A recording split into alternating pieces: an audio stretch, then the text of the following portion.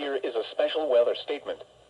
Extremely cold weather arriving Sunday night and continuing through the middle of next week. A very cold Arctic air mass will build over the region Sunday night. Expect temperatures to fall into the teens across the foothills and Piedmont, and single digits in most of the mountains. Highs in many areas will not rise above freezing Monday.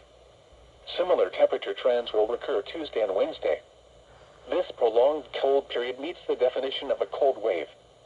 Its duration sets it apart from cold snaps of the kind we see multiple times each winter, and the associated impacts are expected to be more significant. The cold weather will result in high demand for electricity across the region. Power outages may result from the heavy electrical load. Those who require electricity for heating or medical equipment should consider backup heat or electrical sources. Take steps now to protect your property and health from the extreme cold. If you go outside, wear several layers of loose-fitting, lightweight, warm clothing rather than one layer of heavy clothing. Mittens are warmer than gloves. Wear a hat and cover your mouth with a scarf. If driving, keep your gas tank near full to avoid ice in the tank and fuel lines. Check your antifreeze and windshield washer fluid levels. Be sure to carry a fully charged cell phone. If you are home, consider allowing indoor plumbing fixtures to drip to allow water to trickle through pipes and inhibit freezing. Use caution with space heaters in order to avoid fire or injury. If emergency generators will be used, they must be situated outdoors in well-ventilated areas to prevent carbon monoxide poisoning.